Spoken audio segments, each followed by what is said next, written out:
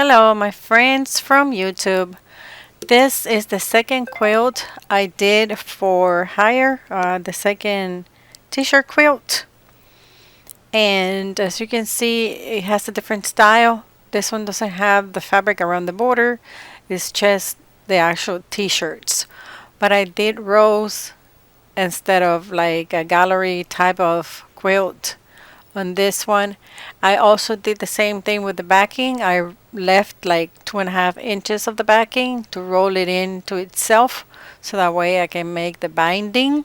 Also piece the backing on this. I use the same thing, the Soulash for the backing. I love this Soulash for a backing. It makes it so cuddly. And this one is the third quilt I did. This one is a collage style quilt, and this is just a piecing portion of it, and later on in the video I'll show you the finished quilt, like quilted and all that good stuff. I also quilted that meander.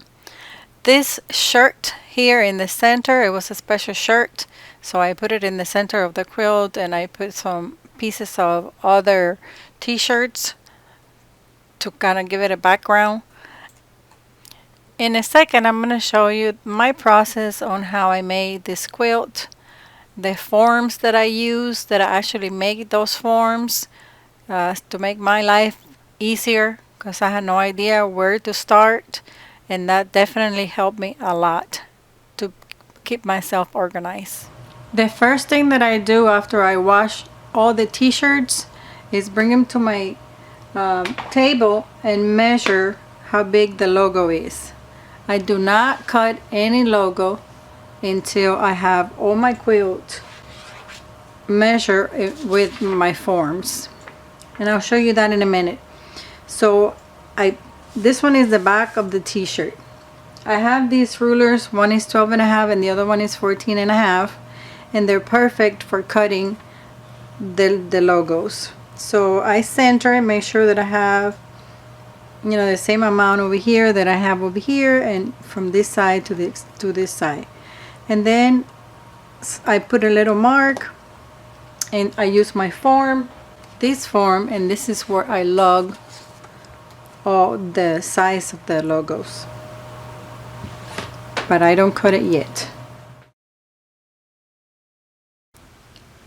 So I made this form to log the information of the t-shirts, and also to put the name of the client, what day I started the quilt, and when the dimensions of the quilt. In this column I put the color of the t-shirt. In this one I put the dimensions of the front of the shirt, of the logo. And over here on this one I put the dimensions of the back of the logo, if it has one. If not, I'll just put a line through it. And if I have any special descriptions or any notes that I want to make, I put it on this little line.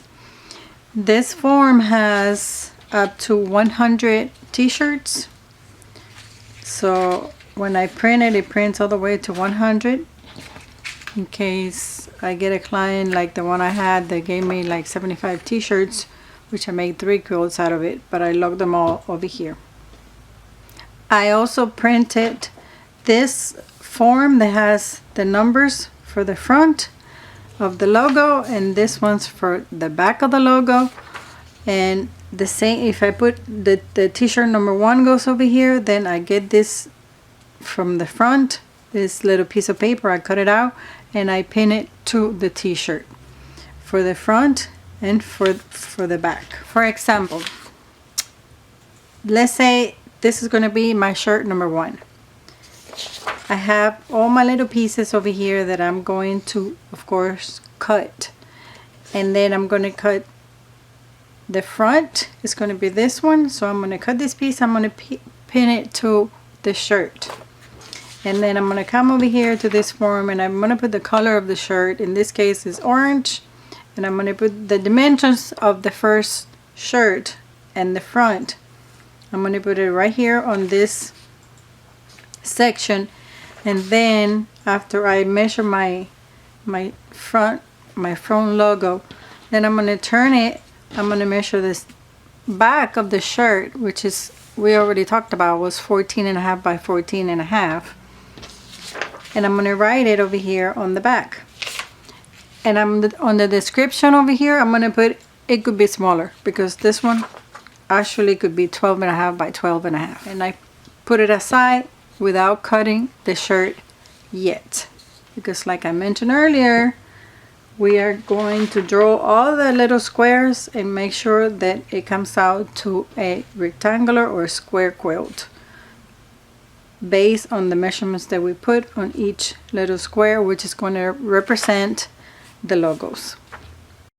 I put the interfacing on every t-shirt, a very thin interfacing, and I'm going to put a link on the description of the interface that I use. To put the interface on each shirt, if you're going to make a lot of them, like a big quilt out of t-shirts, I recommend the heat press and one of these, because you cannot put your iron on top of your logo, of course, because you'll melt the logo.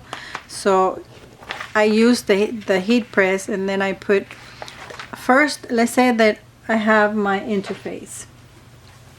That's after I have my t-shirt already separated.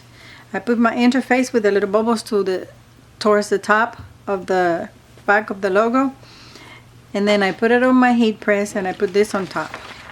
Then I push down the press, and it comes out right away. So if you're gonna just iron it, you need to put the interface on the bottom and put one of these protectors so that you can iron. You know, you press it and you press it, but that takes forever. I had to get it heat pressed, because if not, I was going to be here 2 or 3 years doing one quilt. And I'm not kidding. A heat press will save your life. It's super fast to press it, and it presses your logo evenly. Then you're ready for cutting. But first, before I start cutting the t-shirts, I went and added each block to make sure that they were, let's say for instance, this one like was 100 inches this way, or whatever, as many inches as yours turns out, and the same this way. I actually did it for every single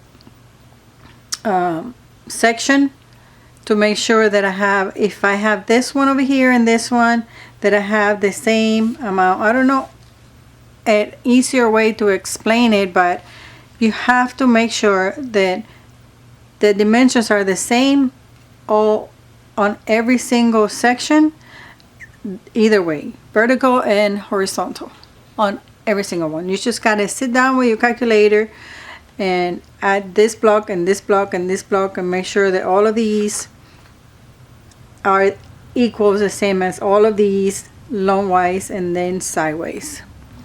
So that way you don't mess up anywhere, because after you cut them, that's it, you're done. So you need to make sure that all these adds up before you start cutting your t-shirts. Of course, the t-shirt has to be already with the interface. I cut the t-shirt, like, make sure that it's straight, and then I cut the t-shirt either with scissors or rotary cutter right here. And then with the scissors I cut the sleeves on this side too, and then this side. Then I open it up over here and over here. I don't cut the neck yet, because I never know how far up I need to go.